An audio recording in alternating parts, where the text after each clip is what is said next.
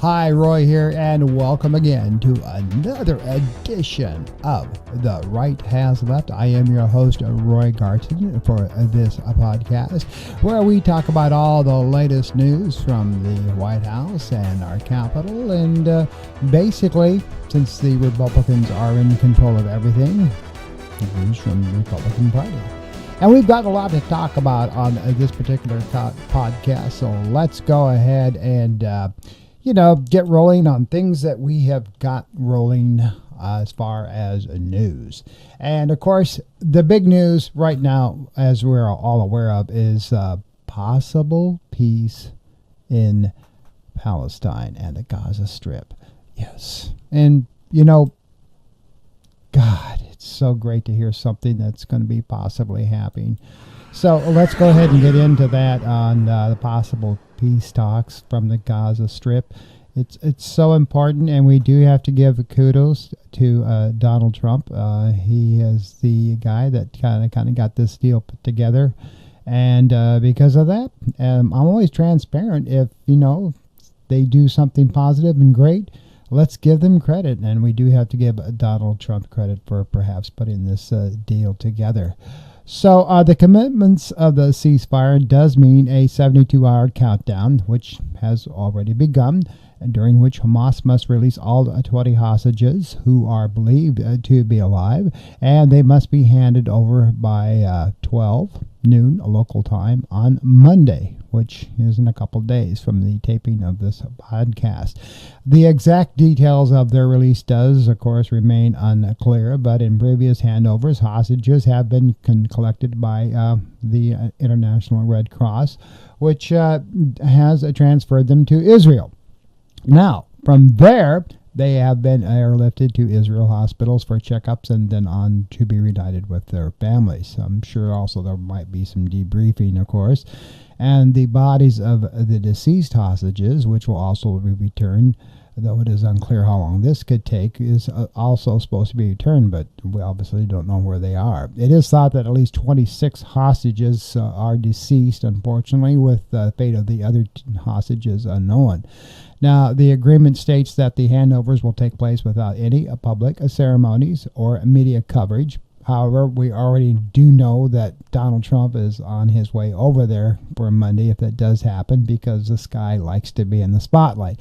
Even though we give him kudos for handling this negotiations and putting this deal together, Donald, of course, likes to always take credit for everything, and of course he's going to be over there, which, maybe he should be, maybe he shouldn't, that's your own opinion. Now, previous hostage handovers have been involved highly choreographed by Hamas ceremonies, something that the Israel government wants to, of course, avoid this go-around. During this process, we expect to see the release of about 250 Palestinian prisoners serving life sentences in Israel jails and 1,700 detainees from Gaza.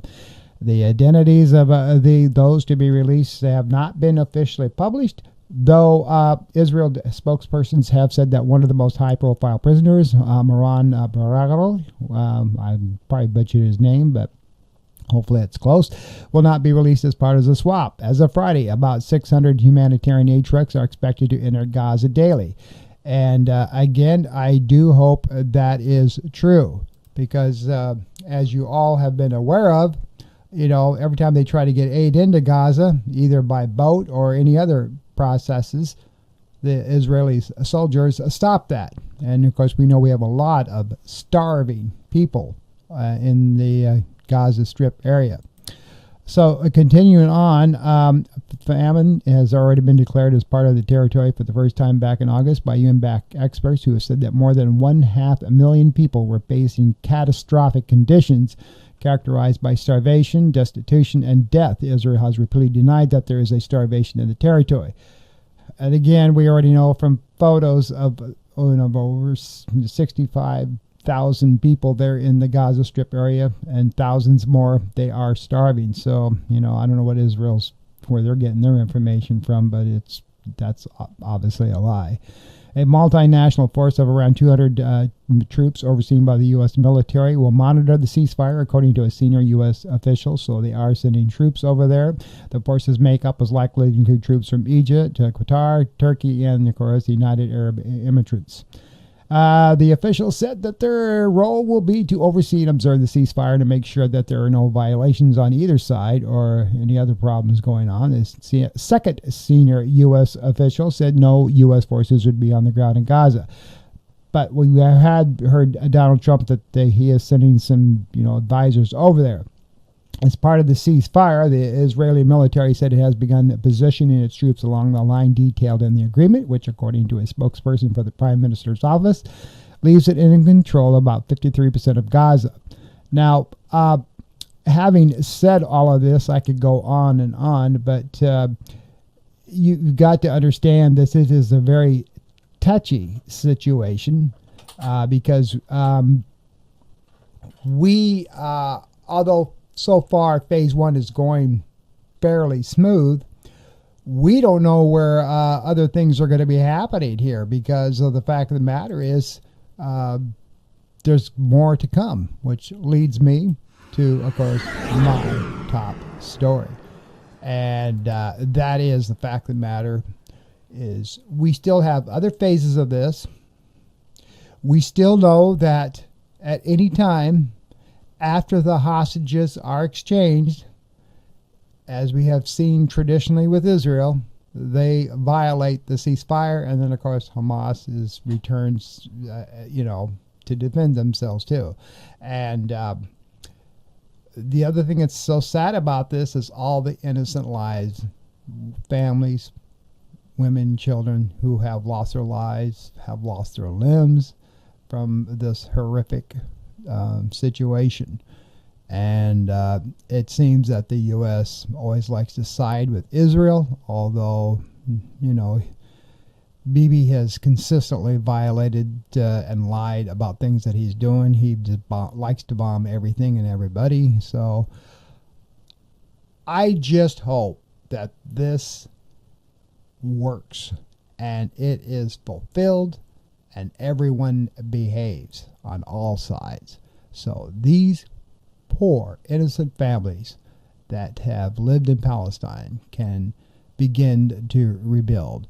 Now, we do not know how much behind the scenes negotiations has been going on. We have heard hints from Donald Trump that he wants to take over the Gaza Strip. He wants to, take it from Israel, and he wants to build hotels, and he wants to turn it into a business proposition. And why? Is because there is a lot of oil and rich minerals in the Gaza Strip area. It's money, ladies and gentlemen, all about money. And we don't know how much behind the scenes stuff is going to go on there. My opinion, but you can look it up. You can see why, the U.S. and Trump wants the Gaza Strip area. Now, whether that'll happen or not, we don't know. Right now, the Gaza Strip area, about 98.9% of that whole entire area is gone, destroyed. These families have nothing to live in. They have not had food. They have not had medical care because all of the doctors and everybody else and the journalists that have been there have been beheaded and shot and killed. And no, not by Hamas. We'll just leave it at that. So we hope that this peace deal, in fact, does go through and that these people can return to somehow to a normal life. So again, congratulations to Trump to getting this deal put together. We are beginning to start the processes of phase one, hostage returned, and then phase two begins. And phase two is going to be one of the most touchiest situations because Israel is so much known for violating any peace agreements once they get what they want. So let's just hope and pray to God that it doesn't happen. Now, let's move on to some other news that's going on. And that, of course, is the government shutdown. And Speaker Mike Johnson is kind of back in the news. It has been 3 weeks since Speaker Mike Johnson has sent lawmakers back to their districts, and Republicans are getting seriously sick of his WFH strategy. During a private conference call with House Republicans this past Thursday, at least 3 lawmakers, raised concerns about keeping the House out of session after it's passed a stopgap funding bill that never made its way through the Senate. California Representative Jay Oberlolt warned that staying home would make it seem like Republicans were prioritizing politics over government. I think we're going to get to a point where it's damaging to continue to keep the House out of session, he said. Oklahoma Representative Stephanie Bice said that she had some concerns about lawmakers staying in their districts during the government shutdown. Of course, their constituents are going to start yelling at them, and that they were probably going to wonder why we're not there in session trying to take care of this mess, according to one source. She warned leaderships to imagine the optics of staying home next week when lawmakers could easily be delivering the messaging from Washington. Yeah. Well, again, here we go. The Democrats, obviously want to save Medicaid, and they want to save what is commonly known as Obamacare, and because millions and millions of people by 1st of January are losing health care. Their Medicaid and Medicare is getting cut. I mean, I already can tell you now, insurance that we've already seen here in the state of Florida is going to go up. Are we supposed to get all that money at all to even take care of that? Pull that out of our butt or something? I mean, I can see where the Democrats have concern, and the Republicans refuse to budge. They say, well, you passed this big, beautiful bill, what Republicans like to call it, and Democrats like to call it the big, ugly bill. Anyway, they say, you passed this, and we'll talk about that later on. And now Republicans are starting to give in, like, okay, we will extend it 1 year. If that will make you happy, maybe we can do something there. And of course, the Democrats are saying, no, we want you to fully guarantee funding for the Affordable Care Act and Medicare and Medicaid. Not for 1 year, but you just make sure that's all taken care of. And the senators and the Republicans, Congress people, are saying, no, we can't guarantee that, but we might go a little bit with you. So we're going to have to see what happens here, because the fact of the matter is the longer this goes on, we're going to have more and more trouble. Now, as we're all fully aware now, the military is beginning to the point to where they're not going to get paid, and then it's just going to trickle on down. What's so sad about this is your House of Representatives and your senators, by God, they're getting paid, and they're getting their health care. And now it's going to get to the point to where their staff is not going to receive paychecks. But it's always been written in a long time ago that no matter what happens, and your congressional representatives and your senators are going to get paid. And this is what pissing people off, the constituents. All the federal workers, Trump's threatening to fire them and lay them off for eternity. And this is why the constituents are starting to raise stink against them, because they know they're getting paid. So we don't get paid, but you get paid. How fair is that? And the last thing that's going on now is the money for food stamps. That's drying up, and Trump's going, what am I supposed to do? Again, he gets paid, though, of course, so too. So this blame game going back and forth is just beginning to get a little sick. And I don't know where we're going to be going with this, but, something's got to break soon. And most people don't really, as far as the senators and your House of Representatives going back and forth, somebody's going to break soon. And it looks like the Republicans are starting to get defections. You've had 3 Democrats, kind of defect and say, let's get this bill done. And now you're starting to get Republicans starting to defect kind of towards the Democrats and say, let's get this bill done, because they are starting to feel the pinch. And, Mike Johnson's just sitting there, Donald Trump doesn't want this, and Donald Trump that, and Donald Trump.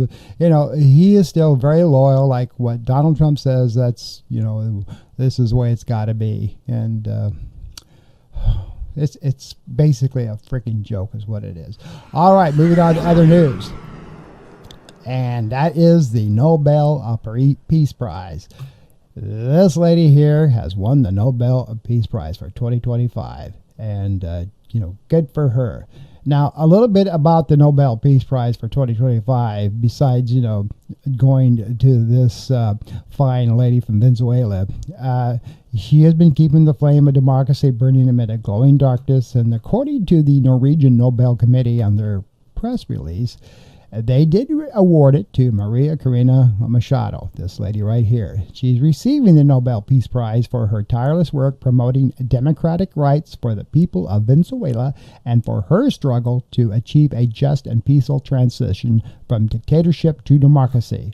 As the leader of the democracy movement in Venezuela, Maria Corina Machado is one of the most extraordinary examples of civilian courage in Latin America in recent times. Ms. Machado has been a key unifying figure in a political opposition that was once deeply divided, an opposition that found common ground in the demand for free elections and representative government. Ms. Machado has spoken out for judicial independence, human rights, and popular representation. She has spent years working for the freedom of the Venezuelan people. Ahead of the election of 2024, Ms. Machado was the opposition's presidential candidate, but the regime blocked her candidacy. In the past year, she has been forced actually to be living in hiding. Despite serious threats against her life, she has remained in the country, a choice that has inspired millions of people. When authoritarians seize power, that's kind of interesting, it is crucial to recognize courageous defenders of freedom who have risen and resisted. Democracy depends on people who refuse to stay silent, who dare to step forward despite grave risk, and who remind us that the freedom must have never be taken for granted but must always be defended, with words, with courage, and with determination. Maria Corina Machado meets all three criteria stated in Alfred Nobel's will for the selection of a Peace Prize laureate. She has brought her country's opposition together. She has never wavered in resisting the militarism of Venezuela's society. She has been steadfast in her support for a peaceful transition to democracy. And that's kind of interesting. You saw some of the words there about authoritarian country and stuff. Yeah. Now, she did. She knew Donald Trump was all pissed off because he didn't win it, and she actually took the time to reach out to him, and they actually both had a conversation. She did say, in many ways, this award goes to you. So she is a very kind lady, and trying to, keep Donald Trump in somewhat of a kind and happy mood, which is kind of funny. But congratulations to her for her award. And so Donald Trump, of course, he didn't win the award, and we're sorry about that. But our president here, he was kind of like, a little bit, a lot of his people came to his backing and said that you should have won, why did this lady get it? Who the hell is she? But they're trying to slap together a little something to make sure that, he is recognized. And how are they doing that? Well, with this guy, Buddy Carter, the representative from Georgia. Yeah, if you could believe this, so here's what's going on with this guy. So they're working to slap together the next best thing, a resolution to get him a Nobel Peace Prize, which will never happen, of course. So he was on Fox Business this just yesterday on Friday, and he has said, that the government, instead of working on the government shutdown, he's walking around flapping his gums, and he and his colleagues are going to file a resolution to honor the president with a Nobel Prize. How they're going to grab one, or maybe they're going to make one, I don't know. But Carter told the network, that's why I'm introducing this resolution for a sense of Congress today that will honor him with the Nobel Peace Prize. If need be, we'll call for a discharge petition on that. I hope we can work with the speaker through and get it on the floor for a vote, he said. That would imply that congressional Republicans would have to rather scratch Trump's back than chip away at their actual jobs, which of course is getting the government back open. And, making sure that Trump gets recognition for the Nobel Peace Prize to him is more important than doing that. And swearing in Democratic Representative-elect, Tilia Rizalva from Arizona. She is still not put into office yet. She is the Democratic representative for her district in Arizona, and she still has not been sworn in. Why? Because she is the 128th signature needed for the Epstein files and to get reopened, and that's why Mike Johnson will not swear her in. He is stalling and stalling and stalling and stalling. He knows what's going to happen when he swears her in. And she's got her staff ready together. She's ready to move into her office. She has been duly elected. Yet Mike Johnson goes, yeah, because he knows what's going to happen. So, and here's the other thing. Speaking with reporters on Friday, the Norwegian Nobel Committee chair talked about why Trump did not win this. And he says that Trump's Coveto's multi-year campaign to snag the prize had no impact on the judges, deliberations, and the long history of the Nobel Peace Prize. He says, I think this committee has seen many types of campaigns, media attention, and we receive thousands and thousands of letters every year and phone calls for people wanting to say what for them leads to peace. And of course, Donald Trump has said many times, well, I've stopped 7 wars and I've done all this stuff, and I deserve this prize more than anybody. Former presidents have gotten this, and Barack Obama is an example, and I think I'm entitled. And again, he said the committee sits in a room filled with portraits of laureates, and that the room is filled with both courage and integrity. So we base only our decision on the work and the will of Alfred Nobel as he laid out the guidelines for the award. It's no secret that Trump has opined for the international honor many, many times. He said the ego-driven U.S. president even phoned Norway's finance ministers Jens Stoltenberg out of the blue back in July to inquire about the possibility of acquiring the prize and using tariffs as a cover for their discussions. In other words, he was talking to this guy and said, I want to talk to you about tariffs and, for Norway and, how we can apply this. And by the way, that Nobel Peace Prize, yeah, that's Donald Trump. Whatever's good for the goose is good for the gander. I sure would like to have a shot at that. So just to let you know, as the most powerful president and a leader of the free world and blah, blah, blah, I think I'm entitled to that, And this poor guy, if he sometimes he acts like he's in 6th grade. If I don't get my way, the hell with you, and I'll just, and we're going to talk more about his pressure to Pam Bondi in here in just a moment. So anyway, but we have some other news to cover, and that's going to be Mr. Stephen Miller. Yeah, Stephen Miller may have just accidentally confirmed that he, and not the president, Donald Trump, is the one calling the shots in regard to deportation raids and the National Guard deployments. Illinois governor says we're provoking actions that are unlawful.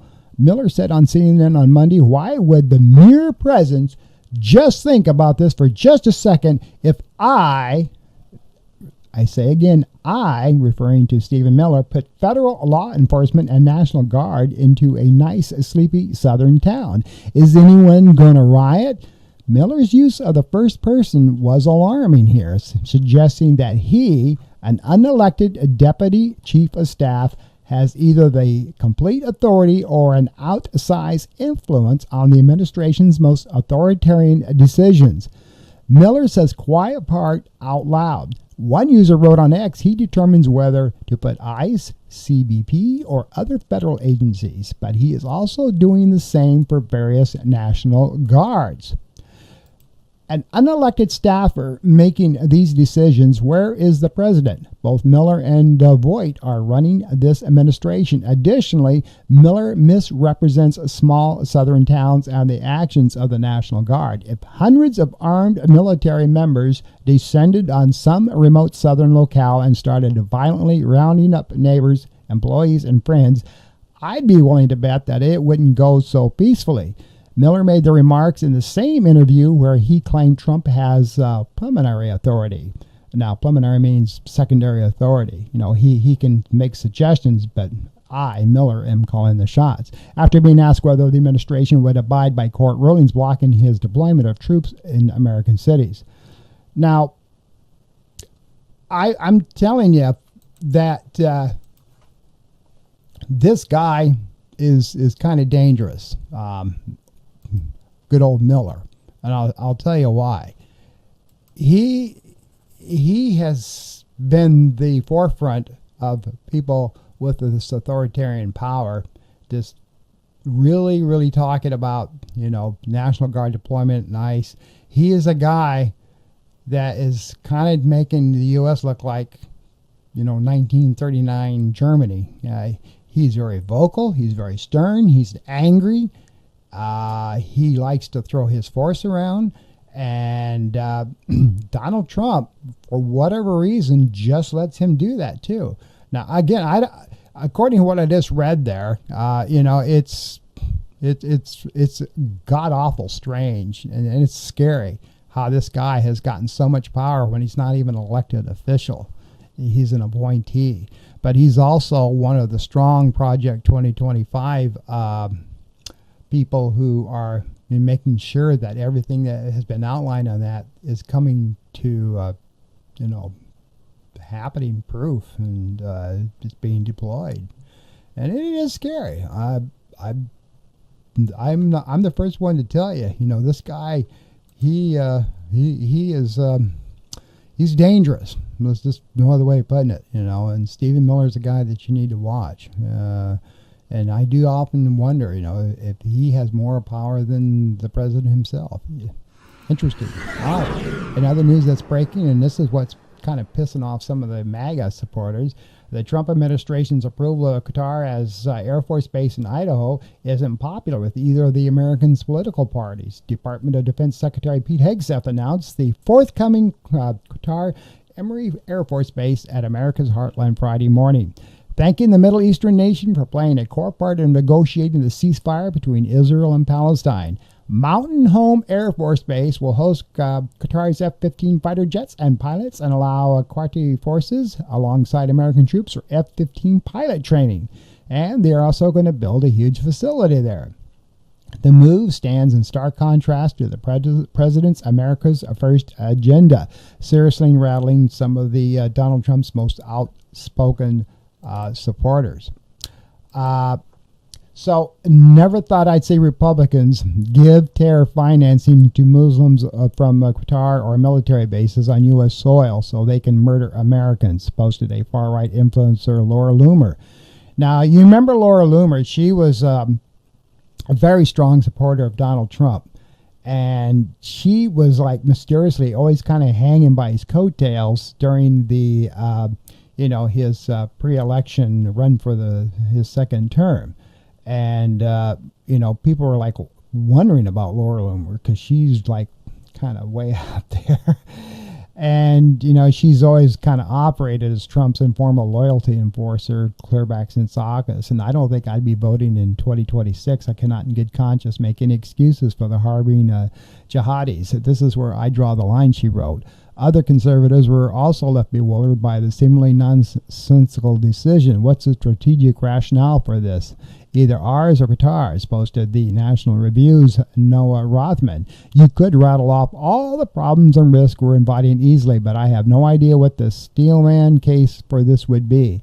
I'm sure we don't need to import any more Qatari covert assets into this country, and still others pointed out that the inconsistent hypocrisy of the administration's policies. Joe Biden was criticized for a Chinese balloon flying over our airspace, wrote GOP consultant Mike Madrid. They're giving Qatar the entire effing airbase.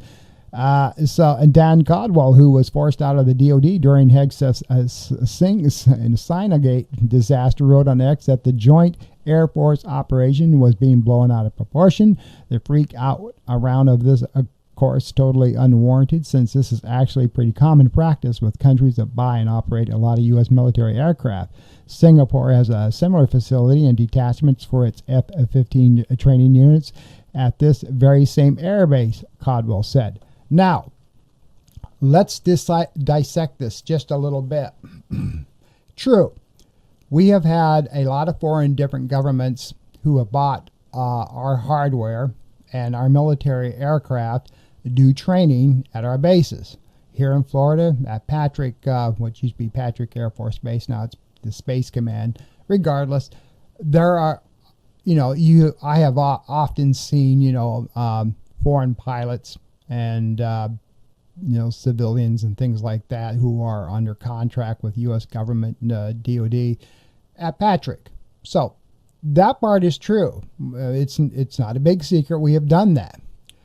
But what people are very eyebrow raising about with this particular case is the history with Qatar and, their ties with, a lot of Mid-Eastern radicals, including Hamas.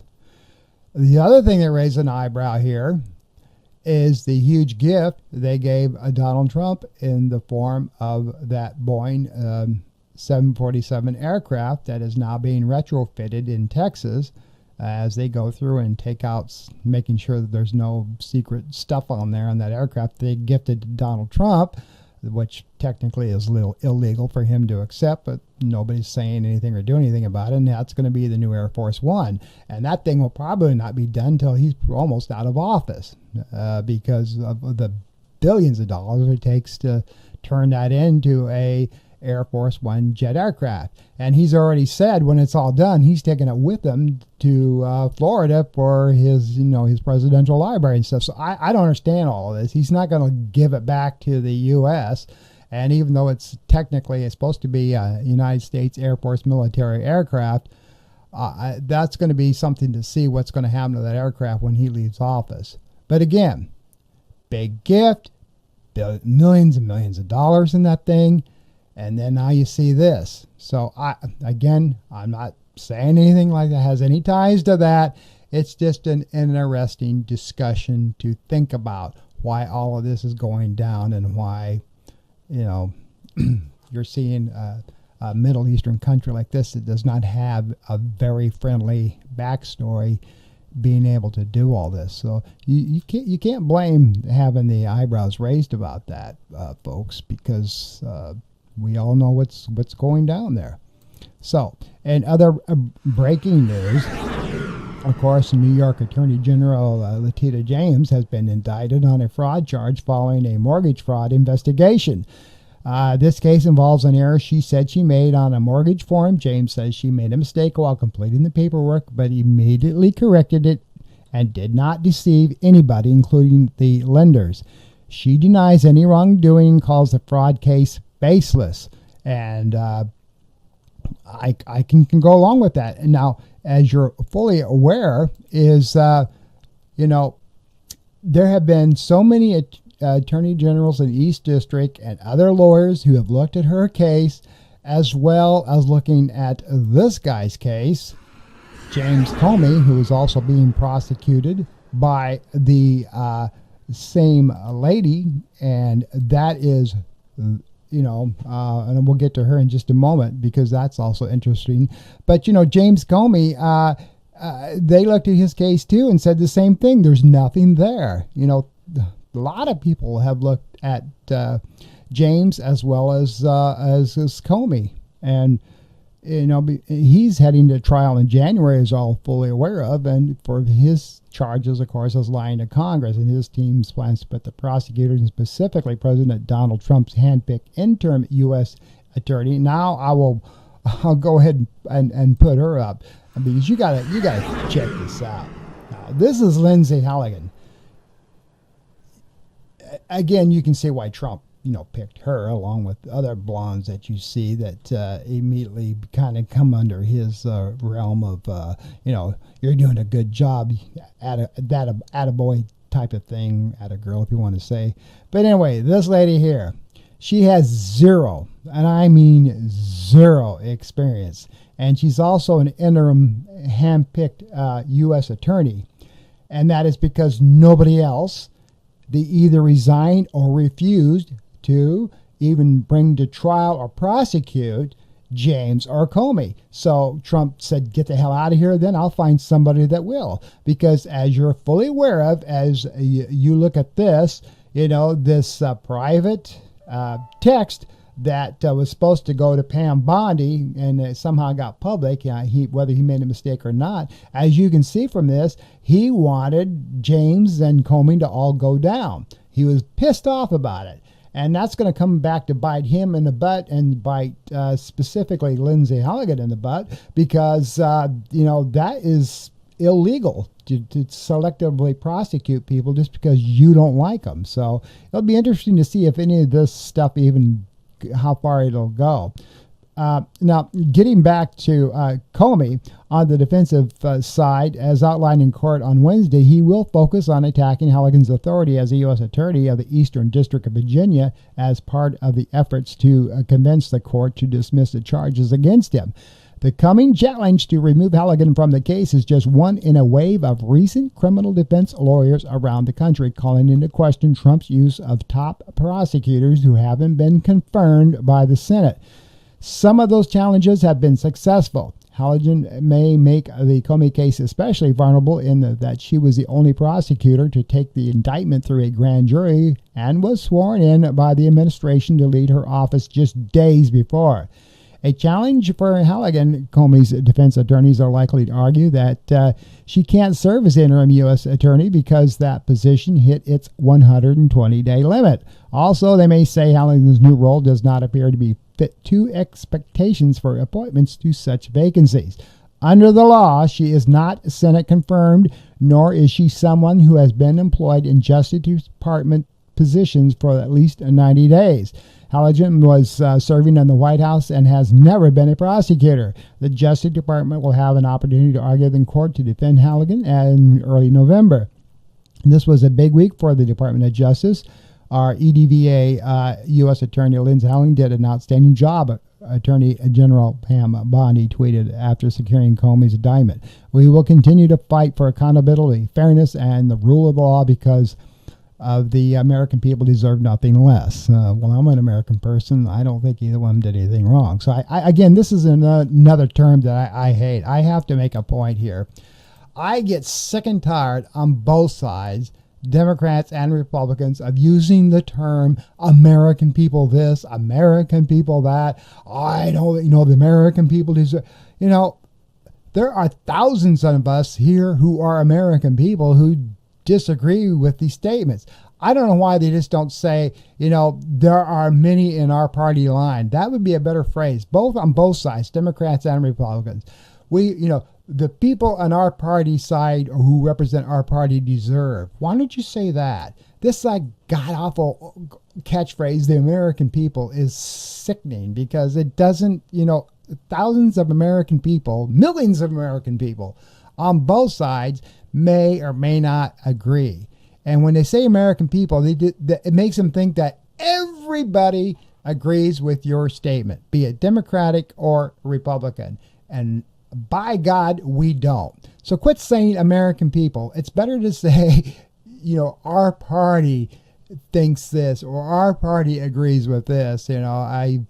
I know that's nitpicking, but God, that's just as bad as saying our thoughts and prayers, are with you. It's so god dang, it's just, these politicians that say, well, our thoughts and prayers are with you. And, no, they're not. It's same thing with the American people. But getting back to what I was stating, So this legal commentator was saying that had been writing the National Review about why he thinks Halligan, who signed off on Comey's indictment, doesn't have prosecutional authority. A lot of people think that. And so you just got to read between the lines. I think both of these cases are going to have a huge uphill battle of even getting anywhere. And to wrap things up on this edition of The Right Has Left, a federal judge in Oregon on Sunday temporarily blocked Donald Trump's administration from sending any National Guard troops to Oregon. And this is not only Oregon, but a federal judge also blocked sending any troops to Chicago. So this is kind of interesting. You know, again, going back to Stephen Miller and his authority to send these troops in because they want to clean up all the illegal immigrants that are running around and making sure people behave. This authoritarian thing of his. Well, we thank God we have federal judges who may disagree with him. So they're not going to be going to Portland, Oregon in the near future, and they're not going to be going to Chicago in the near future. Now, the ruling by U.S. District Judge Karen Yamuk followed the Trump administration's decision to call in troops from California and Texas. And speaking of California, Governor Newsom, boy, he just really blasted Donald Trump on this, using his troops to federalize them to send them to Oregon, you know, and again, they got shot down. And it's pretty interesting how this is all going down. So anyway, these troops are not going anywhere in the near future. And that's my edition on this particular podcast of The Right Has Left. I hope you enjoyed it. Next week, and I'll bring you more breaking news as it occurs. Again, congratulations to Donald Trump for brokering this deal for peace in the Middle East, specifically the Gaza Strip and Palestine, and allowing the Palestinian people to finally get home. We hope phase 1 goes, and we really hope that the next step, phase 2, just basically ending this all together, goes together. And I can tell you right now, that's going to be in Netanyahu's hand and his only. If anything gets screwed up, it's going to be Israel that screws it up, not anybody else. So I hope that he just keeps his hands underneath him and sitting on him, and he doesn't do one damn thing, that this thing goes completely through. And the Palestinian people finally will have peace. Until next week, this is Roy Garden for The Right Has Left. You try to have a good week. Take care.